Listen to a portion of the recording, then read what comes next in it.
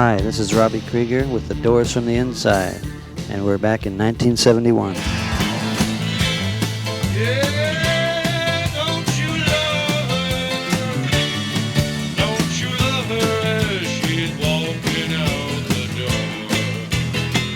Jack Holzman, founder and still president of Elektra Records in 1971.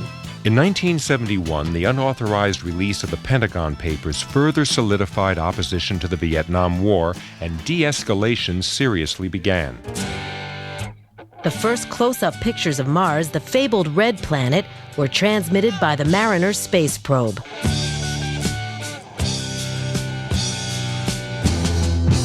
The 26th Amendment to our Constitution lowered the voting age to 18.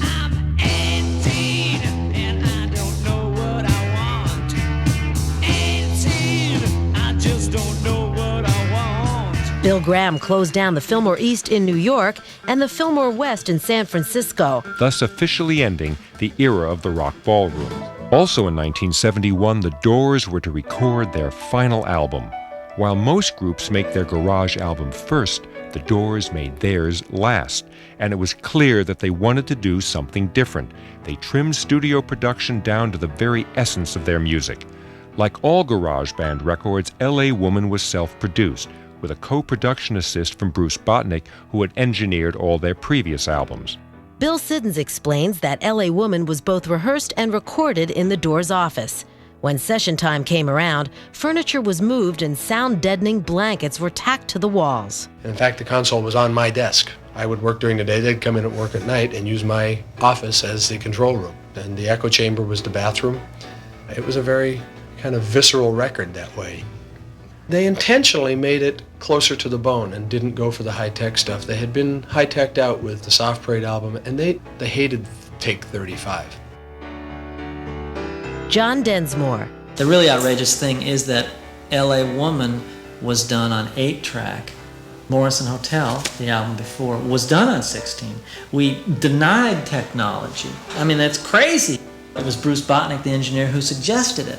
I don't think he even knew how brilliant that was. Bruce Botnick. The thing always was to go for a performance with them because they were a performing band. Didn't lay down the drums and then put the bass and then put the guitar and then put the organ. One of the reasons it connects with people is because it is performance. It's one voice. I think L.A. Woman is kind of like the first punk album. If the passion is there and you hit a few wrong notes, it's all right. Jim Morrison. Usually we rehearse a couple weeks, a month, until we have a considerable amount of material, and then we go in and do it. On this new album, it's really strange. It went really quick, you know. We went in and we got like a song a day, which is kind of unusual. It was funny, the first album we did in about 10 days, and then each succeeding album took longer and longer till the last one took about 9 months to do. And this one, we went in and we got a song a day. It was amazing. Partly because we went back to the original instrumentation, just the four of us and a bass player. Jim's friend and fellow poet, Michael C. Ford. A poet doesn't just hand his work over to people. And Diane Gardner was a recipient of a bulk of his work. L.A. Woman is Los Angeles, but Diane Gardner was a magnet for the concept of L.A. Woman. Diane could always make him laugh. Somewhere and stashed away, I've got some stuff that he wrote for me that appeared to be written for me, that later on appeared in his last album. I mean, who knows, maybe he went to everybody's house and did that, you know, just to make them feel good or something.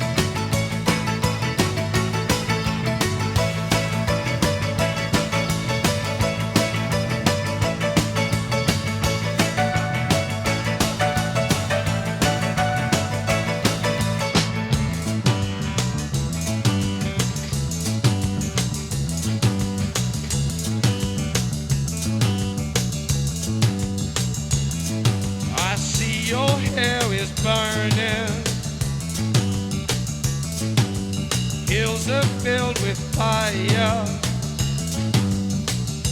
If they say I never loved you, you know they are a liar. Driving down your freeway,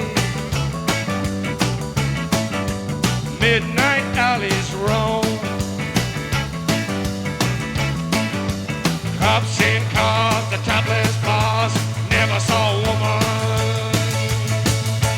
so alone, so alone, so alone, so alone. Motel money, glitter madness, the chain of move from glad to sadness.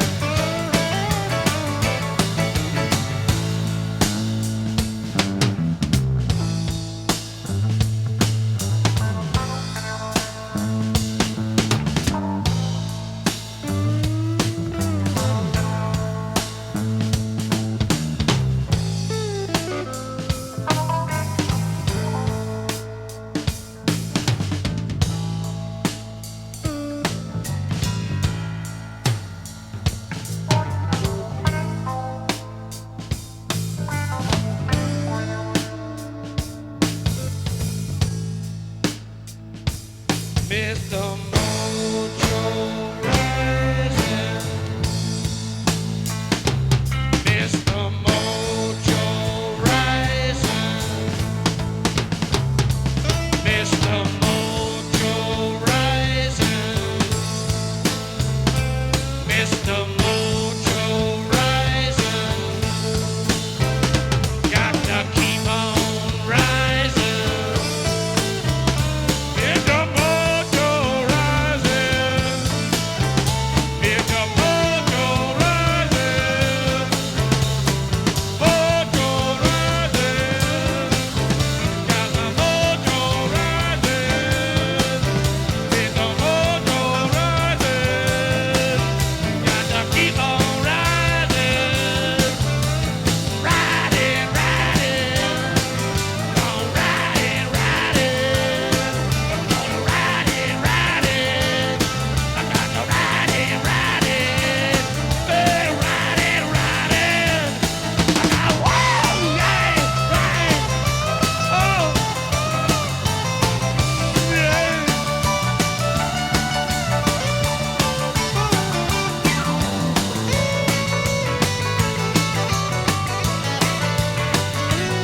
Well, she got in a down about an hour ago.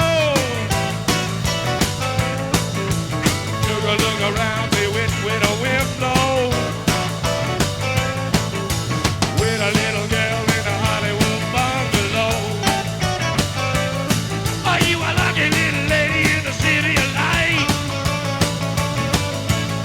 Or just another lost angel? City of night, city of night, city of night. City at night! Wow! Oh!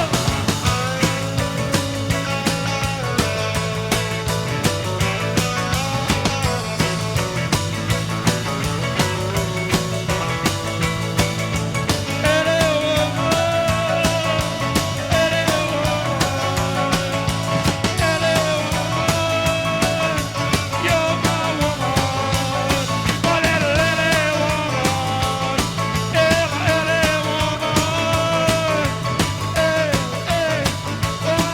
Oh, little woman. With poets of large reputation like Jim, the tea leaf readers and the metaphor police are continually sifting through their language, mining for significance, and L.A. Woman is a perfect wide-spectrum metaphor. Bill Siddons recalls Jack Holzman's comments upon first hearing the album L.A. Woman. Love Her Madly is a top 5 record.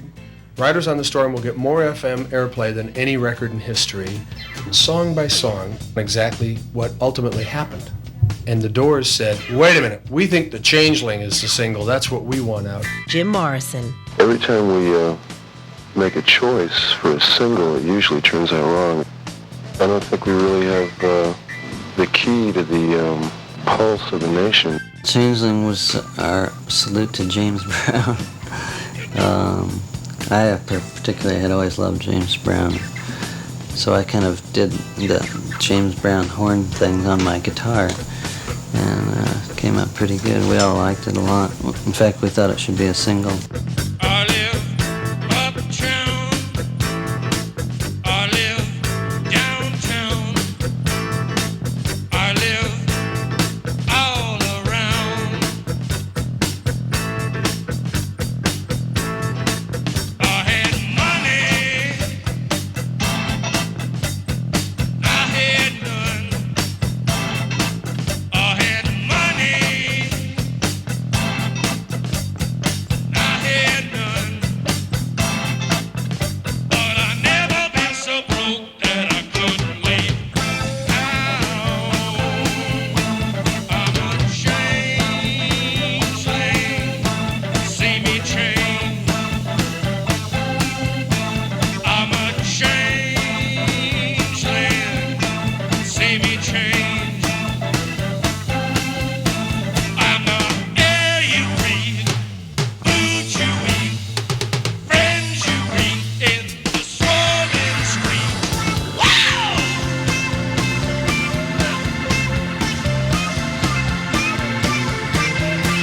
See me change. See me change. Yes.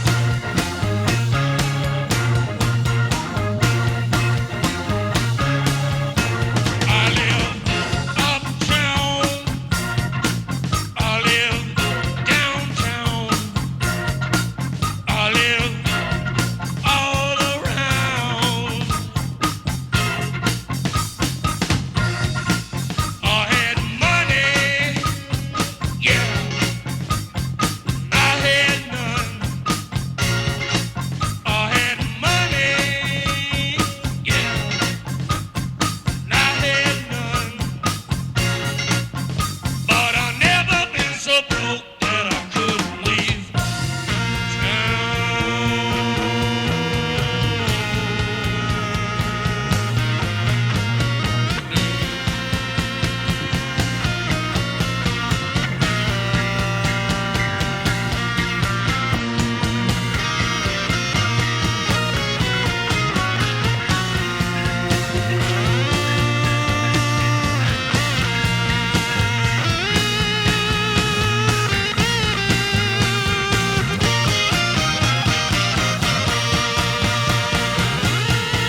Well, I'm the air you breathe, food you eat, friends you meet in the swollen street. Wow!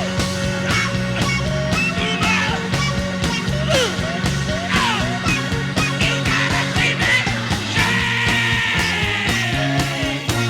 See me change. Yeah, leaving town on a midnight train. Gotta see me change. Change, change, change. Change, change, change. Change, change, change.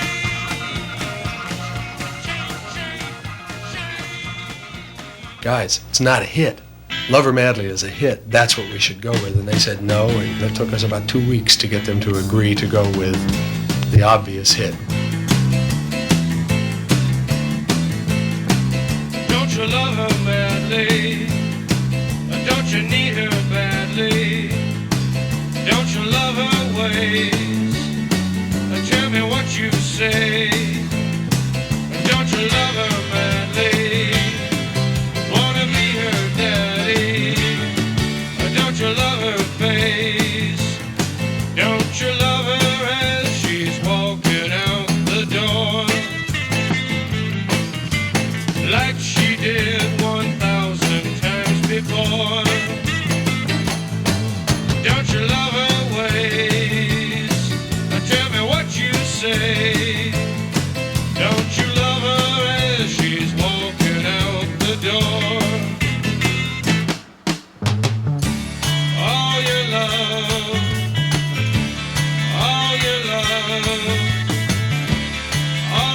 love. All your love is gone. So sing a lonely song of a deep blue dream. Seven horses seem to be on the mark.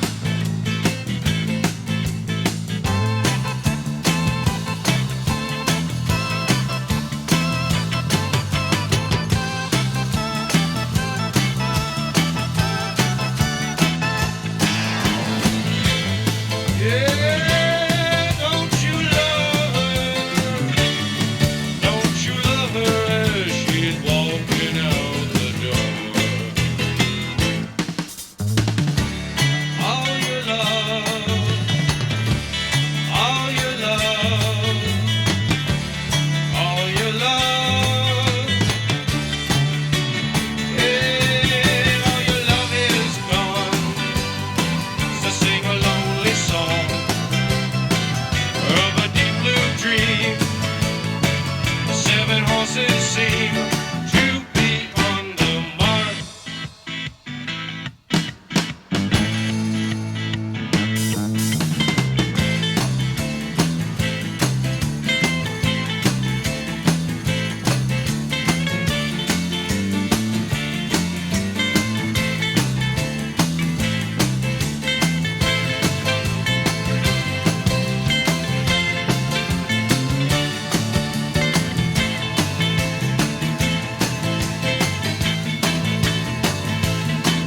Don't you love her madly?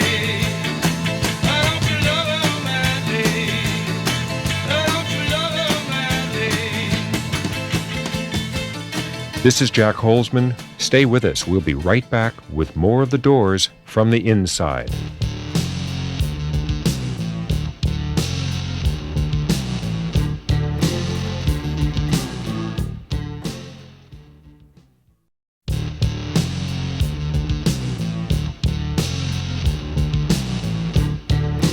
Hi, this is Ray Manzarek, and you'll be hearing The Doors from the inside.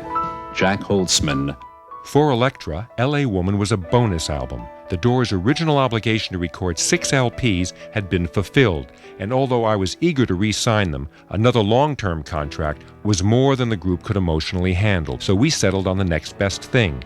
We'd do one more LP together and give each other some breathing room. Jim spoke of his need for change. I just don't have the desire to get up and sing much. I kind of lost my interest for it. Michael C. Ford. The only thing left for Morrison was self-imposed exile. He evicted himself from the Morrison Hotel. Bill Siddons. It was a record that Jim made as his swan song and said, "This is it, I've done it, I'm out of here," and moved to Paris. The cars hiss by my window like the waves down on the beach.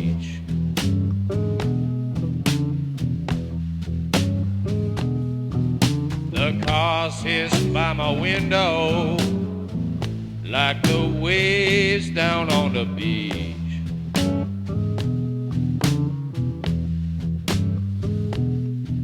I got this girl beside me, but she's out of reach.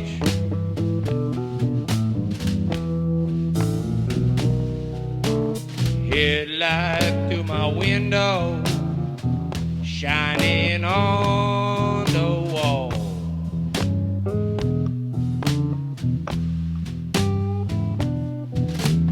Headlight through my window, shining on the wall.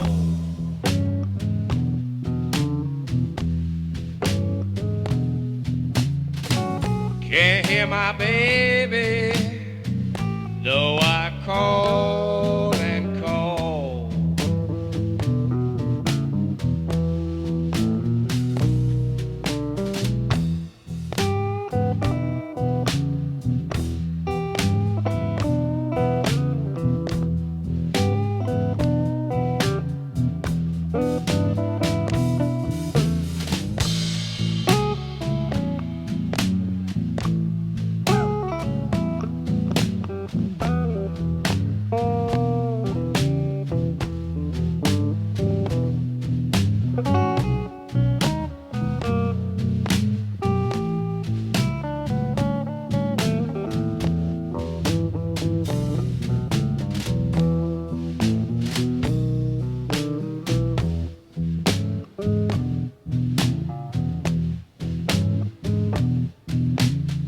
Windows started trembling with a sonic boom.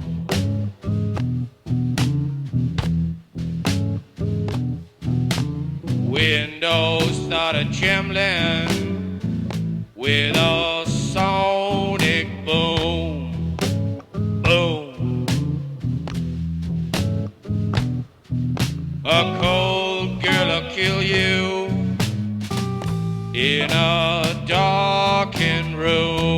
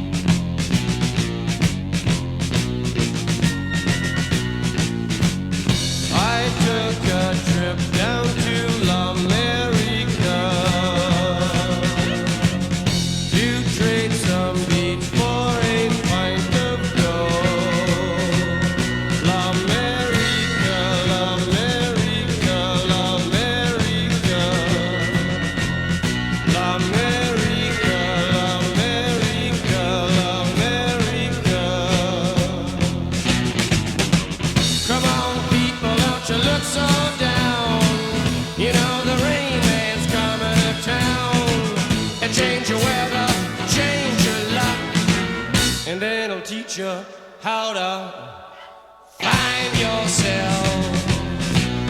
L'America.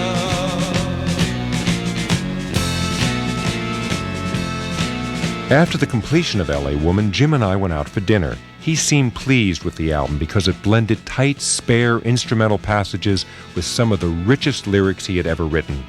But I sensed a mood shift.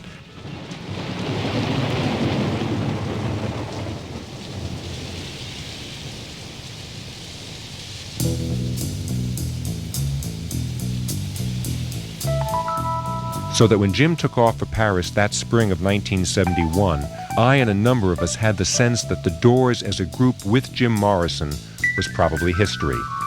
But none of us were were prepared to see him leave the planet so abruptly. Riders on the storm.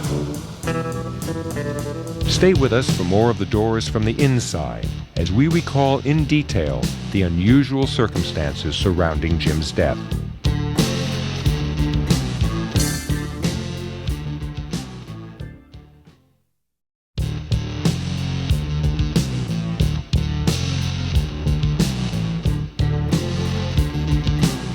Hi, this is Robbie Krieger, and you are listening to The Doors from the Inside. Jack Holzman. The story of Jim's death is a tale of surrealistic lines of communication crossing 8 time zones. The first rumors of a possible heart attack came to Clive Selwood, Electra's head of European operations. I recall getting a call from a national newspaper in England saying that there was a strong rumor that Jim had died in Paris, France, and did I have any news about it? And of course it was a shock to me, so I called the American embassy in Paris, but they had no record of same. So I was fairly comforted by this fact, but nevertheless felt that I should put a call through to Doors manager Bill Sittons and at least acquaint him of this rather unpleasant rumours. And my call woke Bill. The phone rang, my wife sat bolt upright in bed and said, "Something's happened to Jim." And it was Clive telling me that he had heard that Jim had died. Did I know anything? I finally got Pamela on the phone, and she broke down and started to cry and said, "You're right, okay, he died."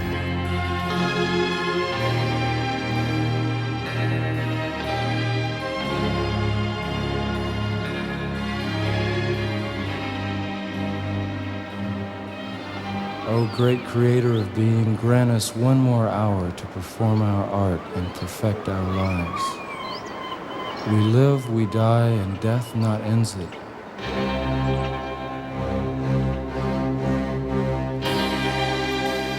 Jim's death went unreported all that weekend. He was last seen on Friday evening, July 2nd, on his way to the movies by himself, and that is the only point on which everyone agrees.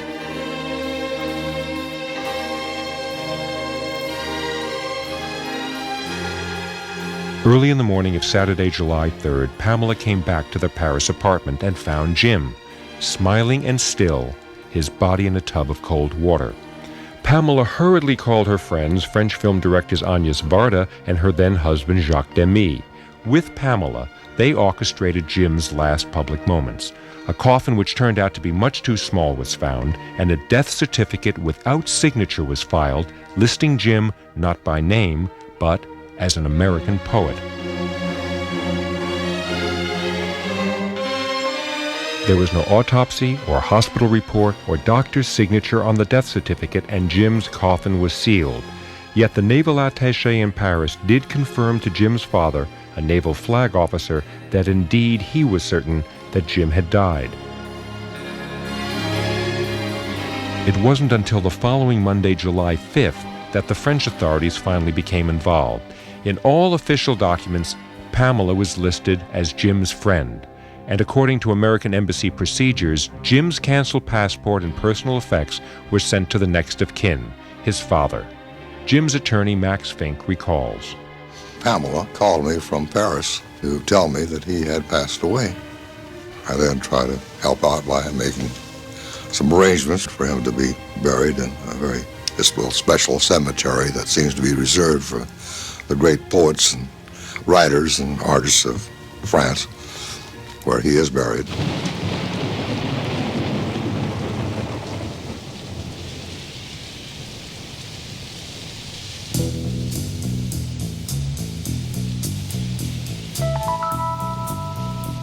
If there is a single song that captures Jim's view of the world and his palpable sense of impermanence and perishability, that would be Riders on the Storm. A compelling narrative, an anthem of inevitability, a rite of passage through which each of us passes perfectly.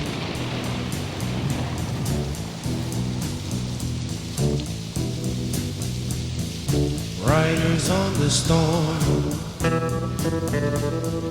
Riders on the storm. Into this house we're born. Into this world we're thrown. like a dog without a bone, an actor out alone, riders on the storm. There's a killer on the road, his brain is squirming like a toad. Take a long holiday, let your children play. If you give this man a ride, sweet family will die. Killer on the road, yeah.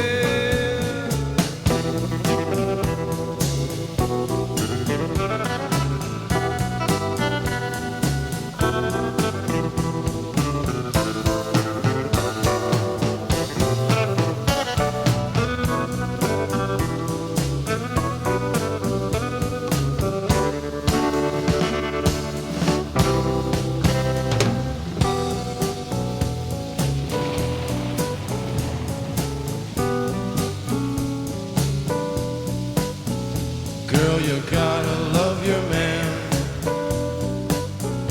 Girl, you gotta love your man. Take him by the hand, make him understand. The world on you depends, our life will never end. Gotta love your man.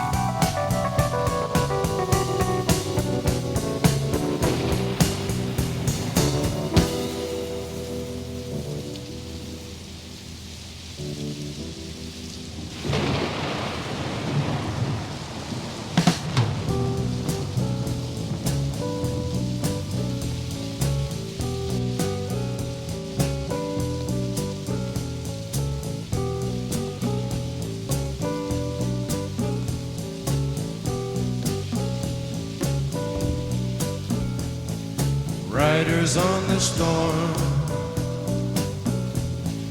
riders on the storm. Into this house we're born, into this world we're thrown, like a dog without a bone, an actor out on loan. Riders on the storm.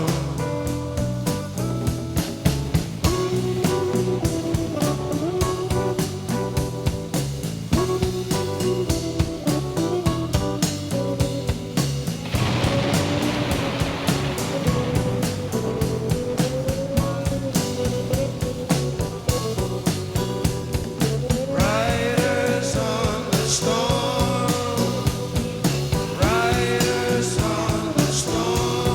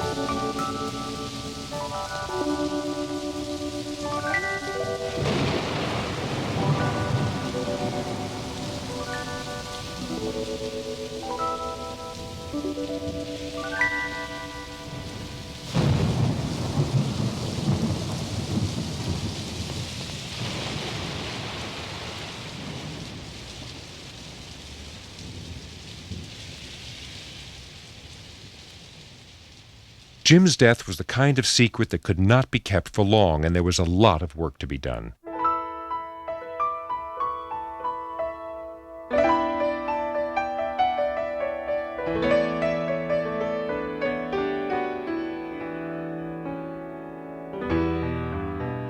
We had to avoid the circus atmosphere that had surrounded the deaths of Jimi Hendrix and Janis Joplin, so that when the inevitable word did leak out, Elektra would be prepared. Got to Paris at 6 a.m. the next morning and went to the apartment. And Jim's casket was in the apartment, which was very unnerving. And there were a number of people who were helping out. And Pamela had talked to Agnes, and they used their friends to make sure that Jim's death was reported as the death of an unknown American poet. Pamela left Paris immediately after Jim's interment, flew to San Francisco, and mourned in seclusion with Diane Gardner. Although Jim probably died near dawn on Saturday, July 3rd, news of his death did not cross the Atlantic until late Wednesday, July 7th.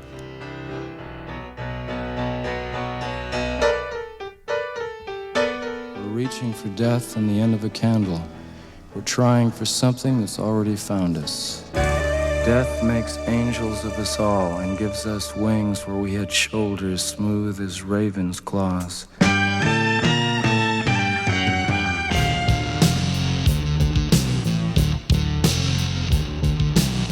The final chapter in our story of the Doors from the inside in just a moment.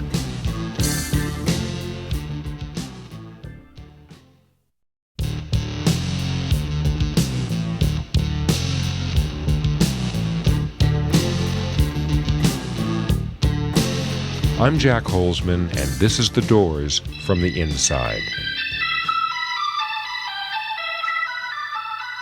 2 decades later, The Doors still capture our ears and fascinate us with their gripping lyrics and a musical energy that combines classical and blues themes with a cinematic sense of scope, blending diverse, even risky elements into a unity so powerful, direct, and full of grace that every Doors track sounds freshly minted and relevant to this day. Come on, come on, come on, come on, now touch me, babe.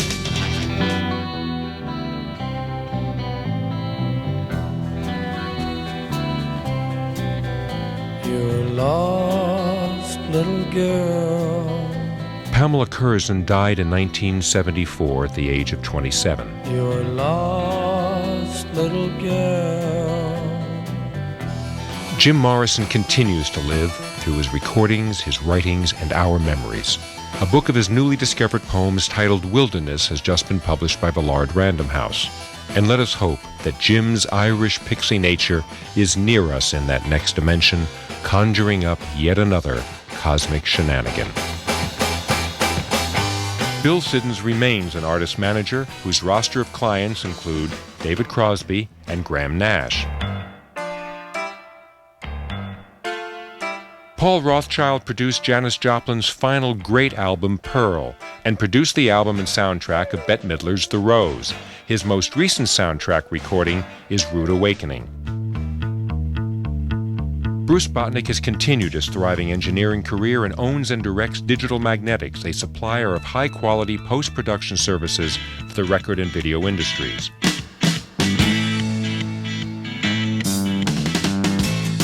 Because of intense interest in everything the Doors recorded, Elektra, working with the group and continuing their productive association with both Paul Rothchild and Bruce Botnick, has repeatedly gone back to the tape vaults and just about cleaned them out of everything releasable.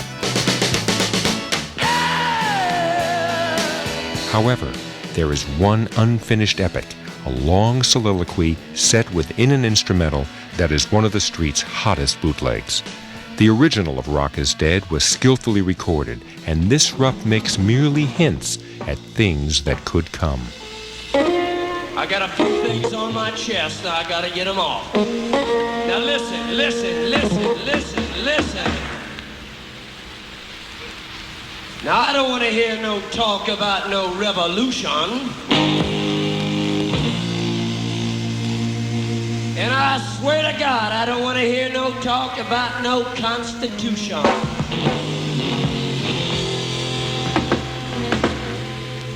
And in my frame of mind, I am in no mood for no talk about no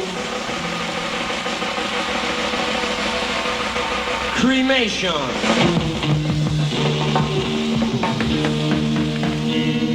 The only thing I'm interested in, I want to have a good time.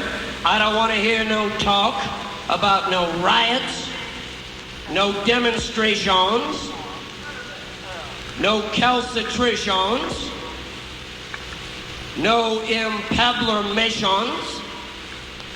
There's only one thing I want to see. That's some dancing. We're going to have some fun. We're going to have a good time. Let's roll. As long as I got breath, the death of rock is the death of me. And rock is dead. Well, I'll tell you a story of whiskey and mystics and men. Da-da-da. And about the believers and how the whole thing began. Da-da-da. I am a death bird, naughty night bird. Bird of prey, flying high, flying high. Am I going to die? Bird of prey, flying high, flying high. Take me on your flight.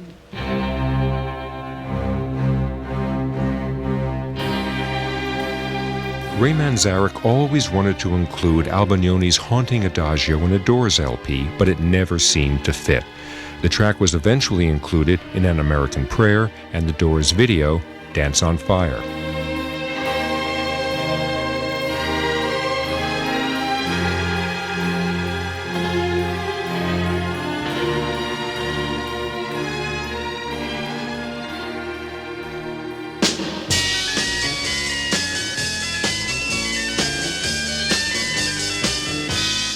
This 6-hour Doors special was an act of love by all of us who participated.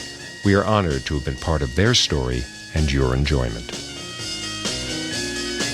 After his tenure at Elektra Records, Jack Holzman was chairman of Panavision. He's currently chief technologist of Warner Communications and chairman of Cinema Products Incorporated.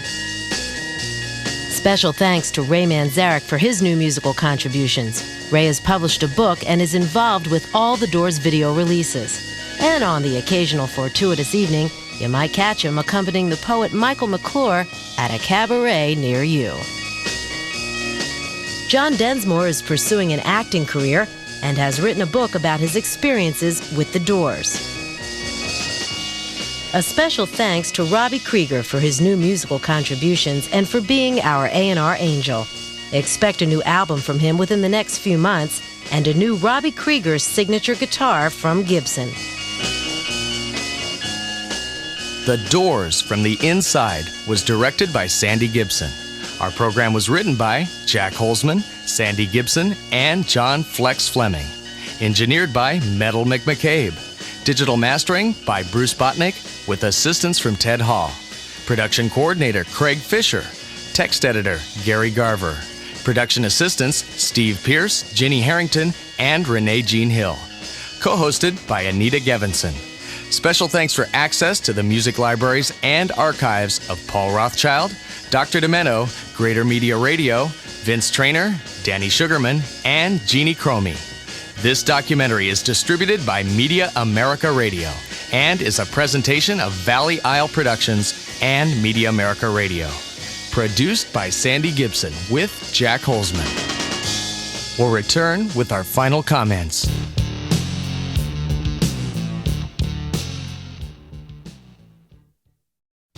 Riders on the storm.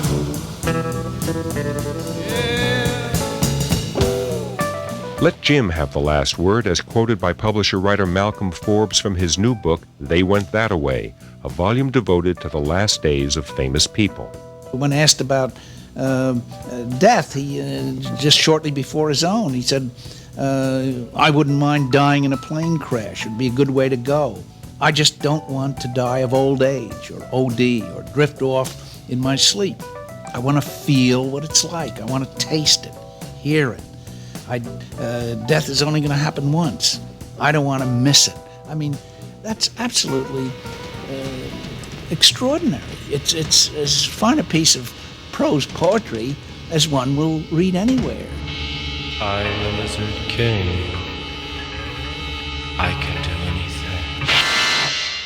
anything. This is The Doors from the Inside, brought to you by the people at Avis. We're Avis, trying harder than the rest. And by the U.S. Army Reserve. Be all you can be in the Army Reserve.